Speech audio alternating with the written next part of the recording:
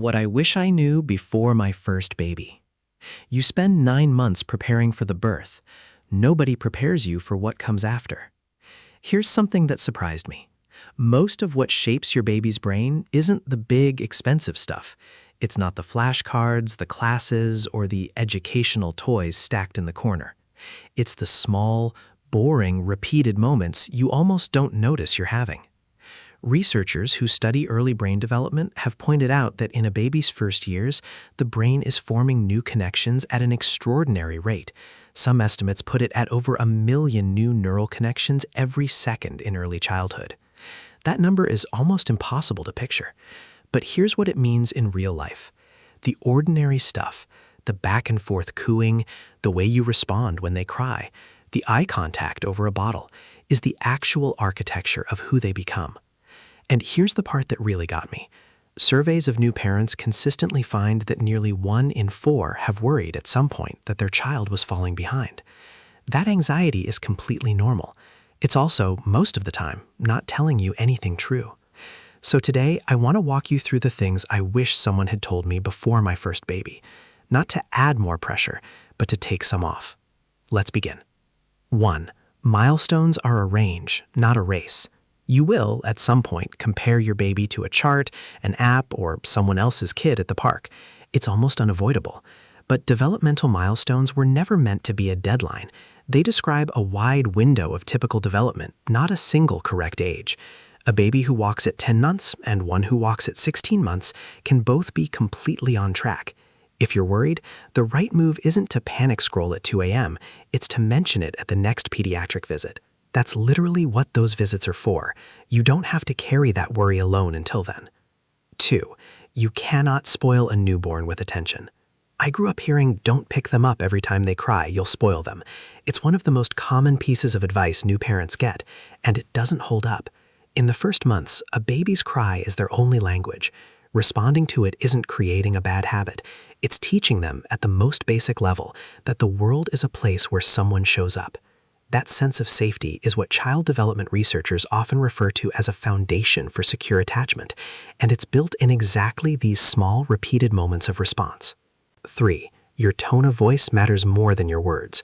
Newborns can't understand English or whatever language you speak, but they are extremely tuned into tone, rhythm, and facial expression. This is why baby talk, that slower, higher-pitched, exaggerated way people naturally talk to infants, isn't silly. It actually helps babies distinguish sounds and stay engaged. You don't need a script. You just need to keep talking, singing, and narrating your day, even when it feels like you're talking to no one. 4. Sleep advice will contradict itself constantly. That's normal. You will get 5 different sleep opinions from 5 different people, including your own pediatrician versus your mother versus a book versus an app. This isn't because everyone else is wrong and one source is secretly right. Infant sleep is genuinely one of the most debated areas in early parenting, partly because babies vary so much, and partly because what worked often gets remembered as what's correct. The one piece of advice that holds up broadly: follow safe sleep basics. Back to sleep, firm flat surface, no loose bedding. And beyond that, find what actually lets your household function. Nobody outside your house has to live with the results of your 3 a.m. strategy. 5. The newborn phase is not a preview of your parenting. I want to hold this one carefully, not to add weight you already carry, but because it matters. If the early weeks feel like survival, not connection, if you're not glowing, if you're counting minutes, if you don't feel the rush people promised, that's common, not a sign you're failing. Sleep deprivation and hormonal shifts genuinely change how present you can feel. It gets easier to be present as your baby becomes more responsive and your body recovers. This stage passing has nothing to do with how much you love them. 6. Screens aren't the enemy people made them out to be. Timing is what matters. You'll hear a lot of fear around screens.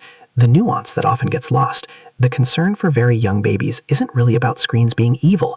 It's about screen time displacing the face-to-face interaction that's doing the heavy lifting for language and social development at that age. So the practical takeaway isn't never, it's not instead of. A video call with grandma counts as connection. An hour of background TV while you're both in the room talking is a very different thing than a tablet propped up alone in a crib. 7. You will not remember most of this, and that's fine.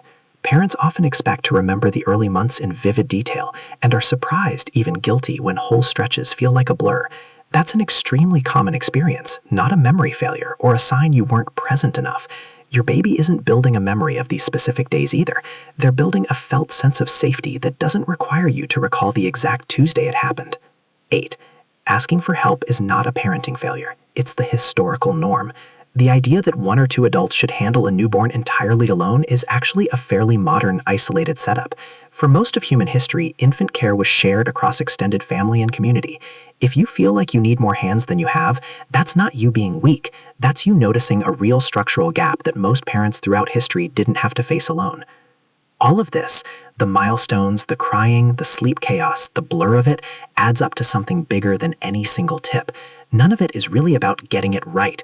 It's about your baby learning, moment by moment, that you're someone who shows up.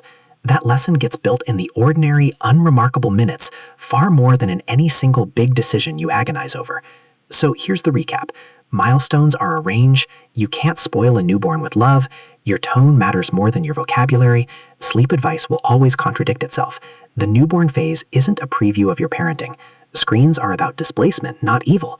You won't remember most of it, and asking for help is normal, not failure. None of this requires you to be perfect. It just requires you to keep showing up in the small moments, because those are the moments that are actually doing the work. If this helped you feel even a little less alone in the chaos, send it to another parent who needs to hear it today.